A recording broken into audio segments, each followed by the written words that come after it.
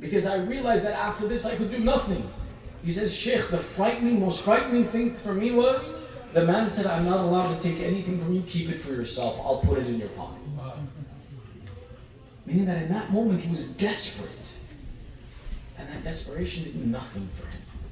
He says, Sheikh, I had never felt so helpless in that moment that I saw and I felt death on top of me. And I wanted to do something to change my fate. And I had no opportunity. This is what Allah is advising us and warning us about.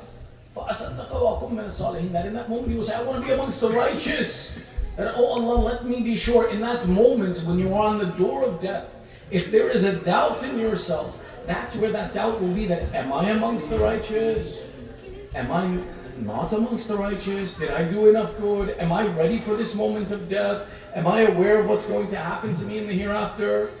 And you imagine in that moment that if I want to be sure that I'm a good person, let me do my last action, a good deed, so that I know where I go. And Allah says in that moment, I won't give you that time. There are those, for example, in the Western culture that establish and say that, okay, I couldn't give before I died, I'll give everything that I possess after I die. This is not something new. People have hedged their bets for a long time. Even in the time of our Holy Prophet Rasulullah sallallahu alayhi wa sallam. One of the wealthy people of Medina who passes away, he says, after my death, take everything I possess and give it away in charity. He said, okay, no problem. Rasulullah himself went to go give away this man's possessions. And he does. He disperses everything this deceased man possessed in charity. When they finish, there is a piece of a date. Now understand something. In Arab culture, a date by itself has no value. You buy dates by the weight. You buy many of them. So one date, one whole date, there's no real price for it. You can't go to the market and say, sell me one date. You say, sell me half a kilo, sell me a quarter kilo, but you buy by weight, because by itself, one does not have value. And this particular date that was left from this man's estate was not even a whole date, it was a part of a date. So you can imagine that if one date has no value, a part of a date has no value. When Rasulullah finishes giving everything that has value away, this one piece of a date that's left, Rasulullah picks it up and he says, the man would have earned more thawab if he had given away this date in his life than he earned by giving all of his wealth away after his death. This idea that I will do charity when I die. When I die, then people can have what's left. Let me take care of myself now. That's not what Allah wants from you. There's no reward for that, because there's no sacrifice anymore. What did I sacrifice? I took everything with me then at that point in time. Because now that it's useless to me, I can't benefit from it. I can't take it with me. That's why Allah says, لَن تَنَالُوا الْبِرَّ حَتَّى تُنْفِقُوا مِمَّا تُحِبُّونَ. Allah in the Quran says you cannot attain birr, you cannot attain salvation, you cannot attain goodness until حَتَّى تُنْفِقُوا, you spend, you give away from that which you love. The challenge of this life, the challenge that each of us face on a day-to-day basis is, do I prefer Allah over myself? Do I want to do what Allah wants from me, or do I want to do what I want? This fight that we have is that we come to a conclusion where we say, okay, fine, I don't prefer myself, but I prefer my children. I'm doing it for my kids. So Allah begins the advice by saying, don't let your children distract you from the remembrance of Allah. One of the greatest messages we can take away from these majalis is this process of preferring Allah over ourselves and acknowledging and recognizing our time here is limited. We don't know when our time will end. To take from this time that we possess now and use the advice that Allah gives us and spend from our energies. Don't think that wealth is the only thing that Allah wants from you. No, one of the most beneficial things that you possess is your time. That time can be thawab jariyah for you. How? Today I take the time to serve and I assist a mu'min in difficulty. I teach a young man or a young woman how to improve their life.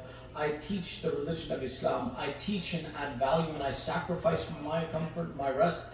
As long as that example that I taught lives on, I will continue to receive the thawab for it as long as that message lives. You teach one person to pray today. As long as they pray for their life, whether I'm alive or dead, I receive a reward. If they go and they teach 3 people to pray, all of those people, I get the thawab for this process. This is the aspect of the discussion of where Sayyidah Fatima Zahra salamullahi alayha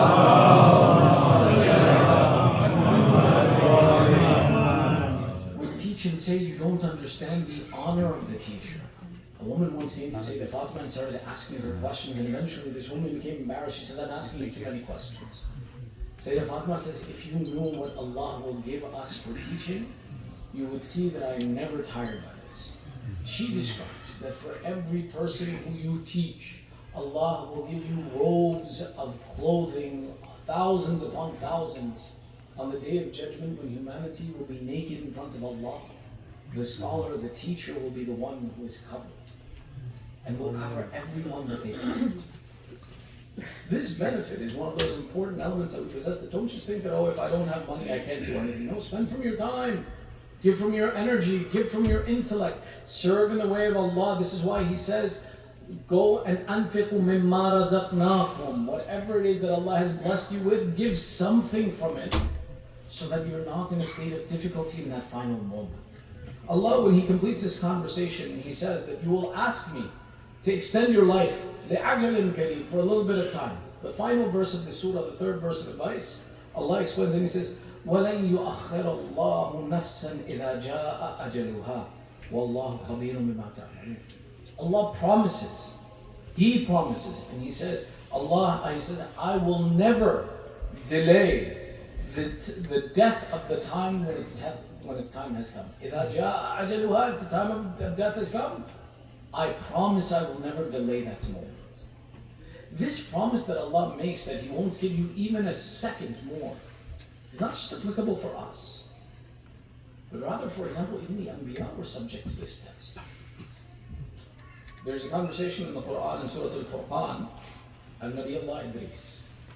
Allah describes Idris alayhi salam and He says, وَاذْكُرْ فِي الْكِتَابِ إِدْرِيسِ إِنَّهُ كَانَ صِدِّيقًا نَبِيًّا. Allah says it mentioned in the Quran, in this kitab, Idris. And he was someone who was Siddiqan Nabiyya. Allah describes and says and shows the truthfulness of Idris before even his Nabuwwat. And Idris was a special and pious from amongst the Anbiya, and it said he was one of the forefathers of Noah.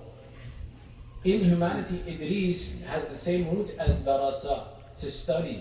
And it was known that the Prophet Idris was one of the intellectuals who was known for his studying in that time. He introduced the sciences of math and writing to humanity, as well as sewing to humanity, before the advent of Nuh. Meaning that his status is very, very high. Today, if you go to Masjid al-Sahla, it's said that the house of Nabi Allah Idris was in where the location of Masjid al-Sahla is today. And one of the maqamat in Masjid al-Sahla is the maqam of Nabi Allah Idris. And Allah describes him and He says, وَاذْكُرْ فِي الْكِتَابِ إِدْرِيسَ إِنَّهُ كَانَ صِدِّيقًا نَبِيًّا وَرَفَعْنَاهُ إِلَى مَكَانٍ عَلِيٍّ. And we raised him to a high status. From amongst the various stories of the Anbiya, one of the stories of Nabi Idris is very similar to the story that's associated with Fitrus and the story of Imam Hussain alayhi salam.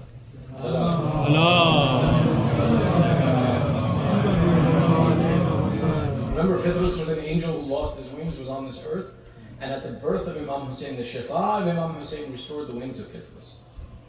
This attribute that the Imam possesses, the origination of this attribute comes from the Anbiya. And the Imam, the inheritor of the Anbiya, has the mu'jizat of Anbiya present within them, which is why we say Nabi Allah Dawood was the one that could bend iron with his bare hands. Ya man layyina hadida lid Dawood. We describe and say, oh Allah, the one who made Dawood able to bend iron. Imam Ali possessed that attribute. The same way, for example, when we say the story of Fitrus, where Fitrus receives his wings back by the barakah of the wiladat and shifa of Imam Hussain, Idris was one of the first Anbiya who gave shifa to an angel. That there happened to be an angel who had lost his status and lost his wings, who comes to the Prophet of Allah, Idris, and he says, oh Prophet of Allah, pray for me that Allah restores my status. Idris alayhi salam prays for this angel. And Allah restores his wing, and the angel says, oh Prophet of Allah, is there anything I can do for you, because you have done me a great honor? Nabi Allah Idris makes a statement, he says, yes, there's something I want from you. The angel says, at your service, what do you command? Nabi Idris says, take me to go see Malak al-Maut. Idris says, I possess a fear of the angel of death. I have heard that death comes and it is a difficult moment. Ibrahim had the same issue too, where Ibrahim wanted to see the angel of death. But Idris, when he wants to see the angel of death, this angel says, I'll take you to him because you have done me a favor, I can do you a favor.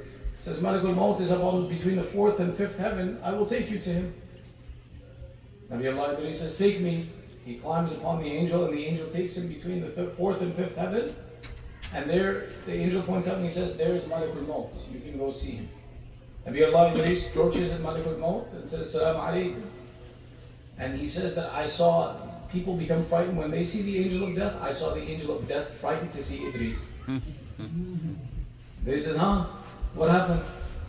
I'm supposed to be afraid of seeing you, why are you afraid of seeing me? Malik al-Maut replies, he says, I'm not afraid of seeing you, I'm astounded by the command of Allah.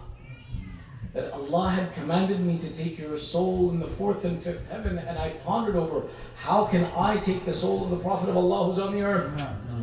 And here the command of Allah comes true that you yourself came to me in this moment. When Allah says, وَرَفَعْنَاهُ إِلَى الْمَكَانِ الْعَلِيَّةِ, we raised him to a high place. It's saying that, for example, and this is some of the Mufassirin have elaborated on this point to say, that this means that on this earth you will never find the grave of Idris. Idris is that one who died in the heavens and his body remained in the heavens, and that it was never brought to this earth and we never saw it. So when Allah says, لَن يُؤَخِّرَ اللَّهُ إِذَا جَاءَ أَجَلُهَا, that Allah never delays the time when it comes upon a person. This is true even for the Anbiya. So who are you and I to imagine that when our time of death comes that we will have even a moment to do so? So like today is the time to prepare. This is the life to prepare. Like, don't imagine I'll do it when I'm 40, I'm 50, I'm 60, I'm 70. Allah's promises is that when He dictates that death will come, there is no promise to say that this breath that I just inhaled, I will have the right to exhale before He takes my soul. So the advice that we take in preparation and in taking from this time is that Allah has said, use this life to serve me and remember me. Don't let your wealth and your possessions be a distraction from coming to Allah, lest that you are regretful in that final moment. And in that final moment, you wish that you could have done something different. Prepare for that time now. Prepare for these days now. Prepare for that moment that it will come and give now before it is at that final moment we don't have an opportunity. These are the days where we talk about the end of the mission of Karbala. Remember, it was that when Imam Hussain left the land of Medina, he says, I am leaving لِإِصْلَاحِ أُمَّتِ. I'm going to go and to repair, correct the religion of my grandfather. But Abu Abdullah, when he went, he took his partner, his sharik with him, who was Sayyidah Zaynab. They went together as a partnership. But when these days come, the return is of one of those partners without her partner. Sayyidah Zaynab is the one who completes this mission. We have been talking about her masa'ib that she faced in fulfilling the message of Imam Hussain. But there are some things that are unique that when she comes to Medina, that are unlike and don't make sense if we were to think about them on their own. They describe and say when they return to Medina, that it is Bashir al-Hadlami, who Imam Zayn al-Abidin says, oh Bashir, go and announce to the people that we have returned and tell them to come and pay our respects. Imam Zayn al-Abidin refuses to enter the city of Medina. Rather, he makes a tent for the women and places a chair outside of that tent where he sits. And he says, let the people come here and pay their regards to us. We will not enter the city of Medina like this. Sayyidah Zaynab does something very unique in this moment. And she says to the servants, she says, do not let any of the women of Medina into this tent. We will be in this tent alone. We don't want any company. If you were to imagine that on the one side they are saying, come and pay your respects, on the other side say that Zaynab is refusing to let the women enter into this tent, you would wonder, what is the story, what is the problem? But to understand this, look back into Sham, and you'll see that the first majlis that was held, they describe and say that when Yazid set them free, Imam Zayn al-Abidin said, we require a place to hold majlis for our shuhada. because they were not allowed to cry for their shuhada, and they wanted to cry over them in that moment. They describe and say that a house was prepared in the city of Sham, where the women, after they were freed, gathered, and for 3 days Majlis was held there. But it was not a normal Majlis. They would say there too, the women of Sham were not allowed to enter, because they said, you are the ones who made fun of us and now you want to join us, we don't want you. But they described this Majlis in Sham. It was not the Majlis as you and I know today, but rather what they said was that the women would sit together, and to recite the Majlis, all that would happen is one lady would raise her head and call out, Wa Akbar. Another would call out, Wa Qasima. The women didn't need to say anything because they had seen those Messiah themselves. They didn't want anyone to participate with them. They did not need to say anything that you and I need to say. Now imagine those ladies who have lived these Messiah. They come back to Medina. When they left, they were honored and dignified. Their houses were full. Their children were with them. Now when they sit together before they enter the city, they say, don't let anyone come in. Because now the Majlis will be different. Now when I take the name of Qasim, I will have to tell the women of Medina what they did to my Qasim. When I take the name of Abbas, I will have to show them what they did to my Abbas. So Sayyidah Zainab says, don't let anyone enter. Let us take this time and prepare ourselves. We have not seen these streets. We have not seen this town. Sayyidah Zainab is raising her strength. She needs to complete the mission. But there's one unique moment in this. They say that as these women were preparing themselves to enter that city again, one of the servants comes and says, oh Sayyidah, there is a woman at the door who insists to be let in. Sayyidah Zainab says, who is that? She says, there is a woman by the name of al-Banin who is standing outside. Sayyidah Zainab says, don't refuse her enter, she is one of us. There is a very painful reality to the return to Medina where there are 3 people who did not recognize Sayyidah Zainab. They describe and say the first of these, that al-Banin enters and she says, I was looking for my princess. I was looking for that one who was the companion of Hussain, the daughter of Ali, who when she would walk in the streets, Hassan would come from one side, Hussain from the other, and Amir al-Mu'mineen would be in front. I entered the tent and I went looking frantically. As I was looking, a woman who was aged with a very bent back came up to me and says, I pay condolences on your son Abbas. Al-Banin would reply, I don't want to speak to you. Where is my daughter Zainab that I can pay my condolences? The woman calls out, Ah, Al-Banin, I am not Zainab in front of you. I would imagine Al-Banin would forget everyone and say, oh my child, what did they do to you? They describe the exchange between these two. That looking upon and realizing this is Sayyidah Zainab, the only words that come to the mouth of Al-Banin, may Allah increase in your reward for what you bore for Hussain. And Sayyidah Zainab would reply,